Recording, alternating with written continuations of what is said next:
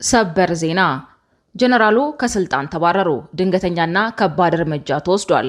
የመንግስት ደህንነት ቢሮን እየመሩ በሚስጥር አማጺ ኃይል ያደራጁት ከፍተኛ ባለስልጣንም በዛሬው ዕለት ፍርድ ቤት ቀርበዋል። በሌላ በኩል ከአደባባይ ከጠፉ ወራት ያስቆጠሩትን ጀነራል አበባው በተመለከተ አነጋጋሪ መረጃ ተሰራጭቷል። ይህ አዲስ ፖስት ሚዲያ ነው። የከበረ ሰላምታችን በያላችሁበት ይድረሳችሁ። ለአሁን የተደመጡ እናንተን የሚመጥኑ መረጃዎችን አጠናክረን መተናል። ታማኒ መረጃዎቻችን ለብዙዎች ተደራሽ እንዲሆን አስቀድማችሁ ቪዲዮን ላይክ፣ ኮሜንትና ሼር እንድታደርጉ እንጠይቃለን። አሁን ዋና ዋናዎቹን እናስቀድም። ጀነራሉ ከስልጣን ተባረሩ። ውሳኔ ድንገተኛና በሰራዊቱ ውስጥ ያለውን ክፍፍል ያጋለጠ ሆኗል። ከጀነራሉ ባለፈ ሌሎች ከፍተኛ አመራሮችም ከስልጣን እንዲነሱ ተደርጓል። በትግራይ አዲስ ጦርነት ሊነሳ ከጫፍ ደርሷል በሚባልበት በዚህን ወቅት ከጀነራሉ ከስልጣን መሰናበት ለሰራዊቱ ከባድ አደጋን ይፈጥራል በሚል ተፈርቷል። በዝርዝር የምናስደምጣችሁ ዘገባችን ነው። ብልጽግና መጨረሻው ቀርቧል ሲሉ የትግራይ ጦር አዛዥ ተናገሩ። ጀነራሉ በራያ የጦር ግንባር ተከስተው አነጋጋሪ አስተያየት ሰጥተዋል። ብልጽግናን ለማጥፋት ዝግጅታችንን ጨርሰናል ያሉም ሲሆን በቅርቡ 4 ኪሎ ጠብቁን ብለዋል። ሞንጆሪኖ በበኩላቸው ብልጽግናን አስወግደን ከፋኖ ጋር እንዋጋለን የሚል አነጋጋሪ አስተያየት ሰጥተዋል። ትሰሙታላችሁ። ጀነራሉ ተገደሉ። የጦሩ አዛዥ ውጊያ እየመሩ በነበሩበት ወቅት መገደላቸውን ሰራዊቱ አረጋግጧል። በሌላ በኩል ጦሩ ወሳኙንና ስትራቴጂክ ስፍራውን መቆጣጠሩን አሳውቋል። ታዳምጡታላችሁ። በአርሲ በርካታ ኦርቶዶክሳውያን መገደላቸውን የተመለከተ ዘገባም ይዘናል። የተወደዳችሁ የቻናላችን ቤተሰቦች እነዚህንና ሌሎች መረጃዎችን አጠናክረናል። በዜናዎቻችን ላይ እንዲሻሻልና እንዲስተካከል የምትሉትን ጉዳይ ጨዋነት በተሞላበት መንገድ በአስተያየት መስጫው እንድታስቀምጡልን እንጠይቃለን። አሁን ወደ ዝርዝሮቹ እናመራለን። በኦሮሚያ ክልል አርሲ በርካታ ኦርቶዶክሳውያን መገደላቸውን ተቋሙ ይፋ አደረገ።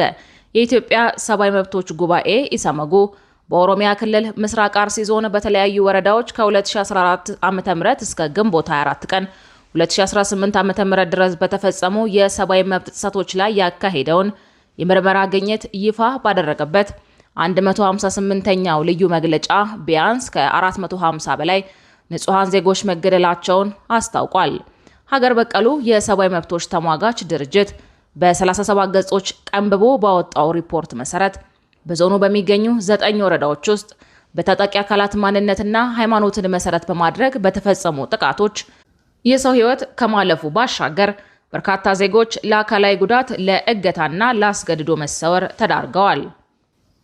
በተጨማሪም ከ14000 በላይ ሰዎች ከቀያቸው የተፈናቀሉ ሲሆን በርካታ አብያተ ክርስቲያናትና የግል ንብረቶች መዘረፋቸውን፣ መውደማቸውን አመልክቷል። ኢሰመጉ ባካሄደው የመስክ ምልከታና መረጃ የማሰባሰብ ስራ በጥቃቶቹ ሳቢያ በየወረዳው የተመዘገበውን የሟች ቁጥር እንደሚከተለው አሰናድቶታል። መርቲ ወረዳ 117 ሰዎች፣ ሽርካ ወረዳ 116 ሰዎች፣ ጀጁ ወረዳ 101 ሰዎች፣ ሮቤ ወረዳ 47 ሰዎች፣ ጉና ወረዳ 26 ሰዎች፣ ሆንቆሎ ዋቤ ወረዳ 20 ሰዎች፣ ሙኒሳ ወረዳ 19 ሰዎች፣ አሰኮ ወረዳ 5 ንጹሃን ዜጎችና 4 የህዝብ ሚሊሻዎች፣ አርሲ ስሬ ወረዳ 3 ሰዎች በተጠቀሰው ጊዜ ሰሌዳ ውስጥ ህይወታቸው አልፏል። ጉባኤው የሟቾችን ስም ዝርዝር ከነምስላቸው አስደግፎም ነው በሪፖርቱ ይፋ ያደረገው። ከግድያ ጎን ለጎን በሸርካ፣ ሮቤ፣ ጀጁ፣ መርቲና ሙኒሳ ወረዳዎች በመቶዎች የሚቆጠሩ ሰዎች በታጣቂዎች ታግተው የተወሰዱ ሲሆን ቤተሰቦቻቸው ከፍተኛ የካሳ ገንዘብ ከፍለው ያስለቀቋቸው ቢኖሩም የበርካቶች ያሉበት ሁኔታ ግን እስካሁን ሳይታወቅ ቀርቷል። በጥቃቱ ወቅት በህፃናትና በአረጋውያን ላይ ከባድ የአካል ጉዳት መድረሱንም ሪፖርቱ አመላክቷል። የደህንነት ስጋት በዞኑ ከፍተኛ መሆኑን የጠቀሰው መግለጫው በጀጁ 6216፣ በሽርካ 3746፣ በአሰኮ 2133፣ በሮቤ 1270፣ በመርቲ 1036፣ በሙኒሳ 29፣ በጉና 21 ወረዳዎች በጠቅላላው ከ14000 በላይ ዜጎች መፈናቀላቸውን አስረድተዋል። በተጨማሪም እድሜ ጠገብ አብያተ ክርስቲያናት መቃጠላቸውን፣ መዘረፋቸውንና በስጋት ምክንያት መዘጋታቸውን ይፋ አድርጓል። ኢሰመጉ ድርጊቶቹ በህገ መንግስቱና በዓለም አቀፍ ድንጋጌዎች የተረጋገጡ መሰረታዊ መብቶችን የጣሱና በሰብአዊነት ላይ የተፈጸሙ ወንጀሎች ባህሪያትን የሚያሳይ ነው ብሏል። በመሆኑም የፌዴራልና የክልል መንግስታት ለዜጎች ዘላቂ ጥበቃ እንዲያደርጉ፣ ጥሰት ፈጻሚዎችን ለፍርድ እንዲያቀርቡ፣ ለተጎጂዎች ካሳ እንዲከፈልና ተፈናቃዮች ወደ ቀያቸው እንዲመለሱ ጥሪ አቅርቧል። በቀጣይ ጀነራሉ ተገደሉ። የጦሩ አዛዥ ውጊያ እየመሩ በነበረበት ወቅት መገደላቸውን ሰራዊቱ አረጋግጧል። በሌላ በኩል ጦሩ ወሳኙንና ስትራቴጂክ ስፍራውን መቆጣጠሩን አሳውቋል። የሱዳን ብሔራዊ ጦር የኮርዶፋን ቀጠና ዘመቻ አዛዥ ሜጀር ጀነራል አብዱል አዚዝ እስማኤል አበከር መገደላቸውን ጀነራል አልቡርሃን አረጋግጠዋል። በካርቱም በተካሄደው የሐዘን መግለጫ ስነ ስርዓት ላይ በሚኒ አርኮ ሚናዊ የሚመራው የሱዳን ነጻ አውጪ ንቅናቄ ወይም ሰራዊት ከፍተኛ አመራሮች፣ የጋራ ኃይሉ የጦር መኮንኖችና የሟች ቤተሰቦች በአካል ተገኝተዋል። የሉዓላዊ ምክር ቤቱ ፕሬዝዳንት ለሟች ቤተሰቦችና ለትግል አጋሮቻቸው ጥልቅ ሐዘናቸውን በገለጹበት ወቅት ሜጀር ጀነራሉ ሀገራቸውን ለመከላከል ያሳዩትን ጀግንነትና የከፈሉትን መስዋዕትነት አድንቀዋል። አክለውም የሰማዕታቱ መስዋዕትነት የሱዳንን አንድነት፣ ደህንነትና መረጋጋት ለማስጠበቅ በሚደረገው ትግል ውስጥ ሁሌም በኩራት የሚታወስና የትግሉ መሰረት ሆኖ እንደሚቀጥል አረጋግጠዋል። በበኩላቸው የሟች ቤተሰቦች በሚኒ ማናዊ የሚመራው የሱዳን ነጻ አውጪ ንቅናቄና የጋራ ኃይሉ አመራሮች ፕሬዝዳንት አልቡርሃን በአካል ተገኝተው ሐዘናቸውን በመግለጻቸው ላቅ ያለ ምስጋናቸውን አቅርበዋል።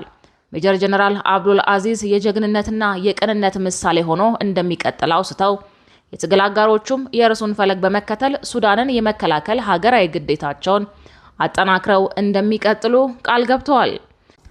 በሌላ በኩል የሱዳን ጦር ስትራቴጂካዊቷን ስፍራ ተቆጣጥሯል።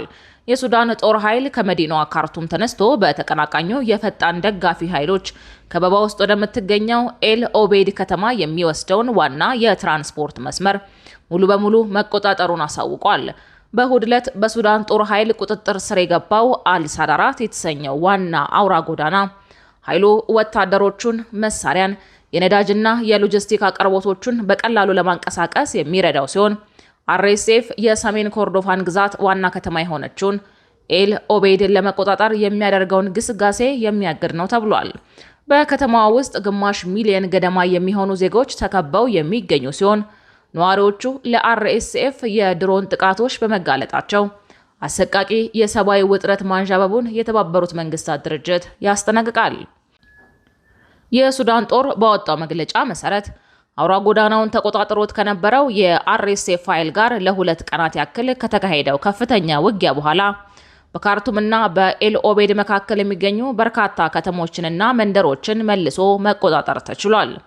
የእርምጃ ጦሩ ባለፉት ወራት ውስጥ በተቀናቃኙ ላይ የሰነዘረው የመጀመሪያው ትልቅ ወታደራዊ ማጥቃት ነው ተብሏል። ጦሩ አክሎ እንዳመላከተው በወሰደው የተቀናጀ እርምጃ የኡም ቁርፋንና የጃሪካን አካባቢዎችን መልሶ የተቆጣጠረ ሲሆን በጥቃቱም በአርኤስኤፍ ታጣቂዎች የሰውና የመሳሪያ ውድመት በማድረስ ለመሸሽ ተገደዋል ብሏል። በዚህ ድል መሰረት ኃይሎቻችን ከኦምዱርማን አልአብያድ የሚያገናኘውን የውጭ ንግድ መስመር ሙሉ በሙሉ ተቆጣጥረዋል ሲሉ ጦሩ ገልጿል። የአልጀዚራ ዘጋቢ አልሚቅዳድ አልሩሃይ እንደገለጸው ከሆነ የዚህ አውራ ጎዳና መያዝ ከወራት በኋላ ለመጀመሪያ ጊዜ በመዲናዋና በኮርዶፋን መካከል ያለውን ቀጥተኛ ግንኙነት ያደሰ አጋጣሚ ነው። አክሎም ይህ መስመር ቁልፍ የጦር አቅርቦት ማለፊያ በመሆኑ ወታደራዊ ትርጉሙ ከፍተኛ ነው ሲል ገልጿል።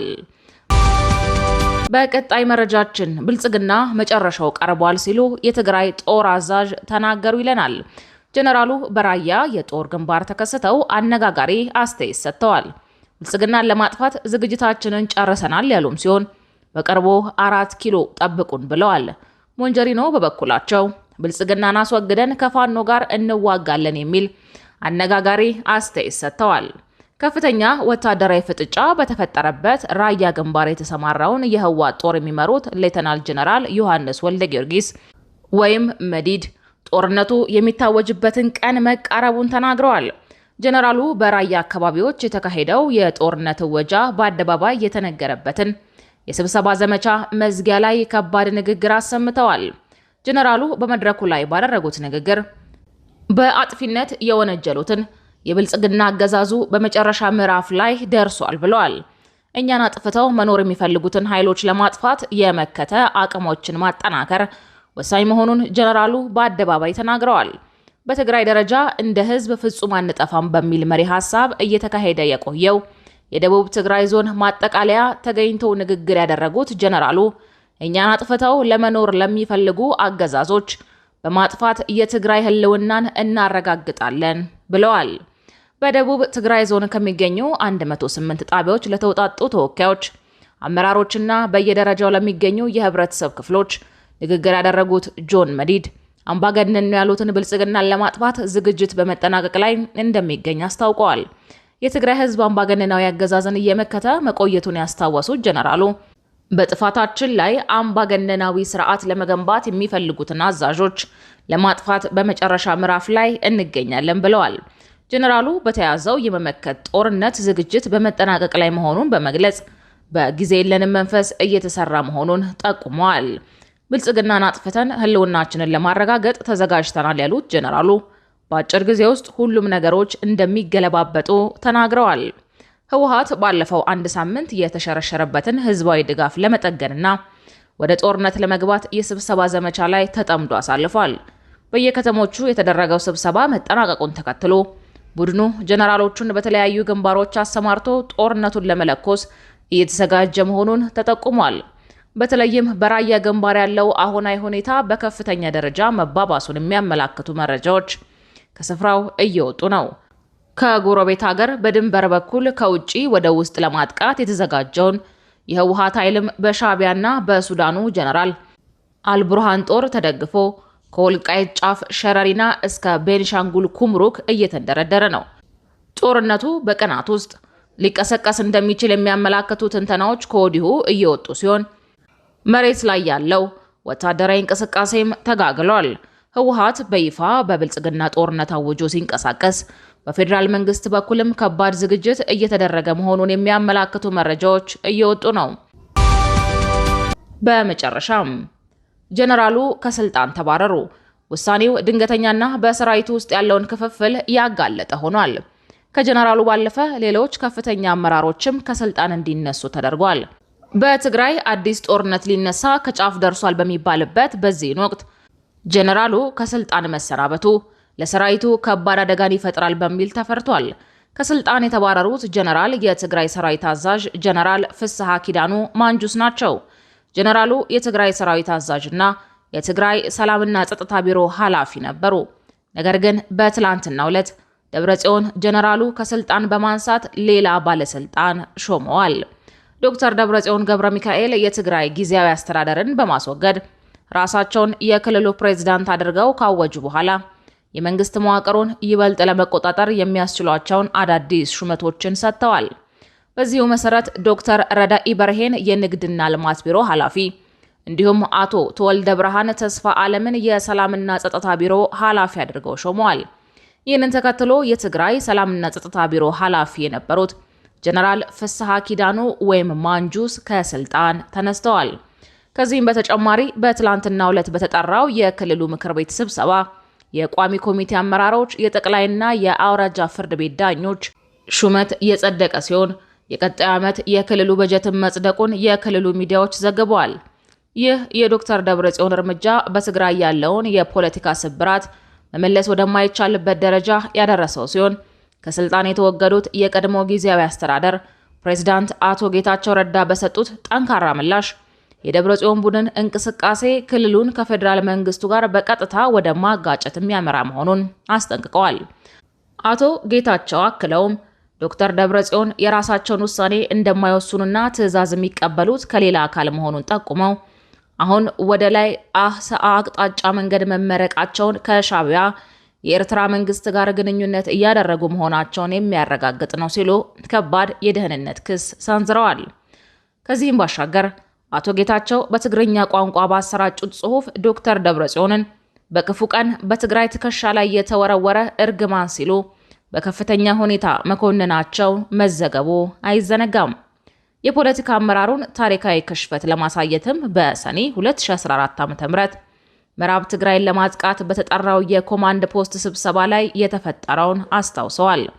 እንደ አቶ ጌታቸው ገለጻ በወቅቱ የትግራይ ሰራዊት ዘመቻ ኃላፊ የነበሩት ወዲ እምበይተይ የጥይት እጥረት መኖሩንና ስጋታቸውን ሲገልጹ ጥይት የማቅረብ ኃላፊነት የነበረበት የፖለቲካው አመራር በተለይም ዶክተር ደብረጽዮን መፍትሄ ከማምጣት ይልቅ ዝምታን መርጠዋል። በምትኩ ወይዘሮ ፈትለወርቅ ገብረ እግዚአብሔር ወይም ሞንጆሪኖ ጀነራሉን ፈርታችሁ ነው ወይ በማለት ሞራላቸውን የሚነካ ዘለፋ መሰንዘራቸውን፣ ሰራዊቱን ኃላፊነቱን ሲወጣ የፖለቲካ አመራሩ ግን ሚናውን እንዳልተወጣ አጋልጠዋል። በአጠቃላይ የትግራይ ክልል ፖለቲካ በአንድ በኩል ዶክተር ደብረጽዮን ክልሉን ሙሉ በሙሉ በእጃቸው ለማድረግ በሚያደርጉት እርምጃና በሌላ በኩል በአቶ ጌታቸው ረዳ በኩል ከሚሰነዘሩ የውጭ ሀገር ወይም ኤርትራ ጣልቃ ገብነትና የእርግማን ክሶች ታጅቦ እጅግ ወደ ተወሳሰበና ፌዴራል መንግስቱን ጭምር ሊያሳትፍ ወደሚችል የፖለቲካ ቀውስ ውስጥ መግባቱን አዝማሚያዎች ያሳያሉ። ክቡራትና ክቡራን ውድ የቻናላችን ቤተሰቦች ለሰዓቱ የተዘጋጁት መረጃዎች እነዚህን ይመስሉ ነበረ። እነዚህን መረጃዎች እስከ ፍጻሜው ድረስ ስላደመጣችሁ ከልብ እናመሰግናለን።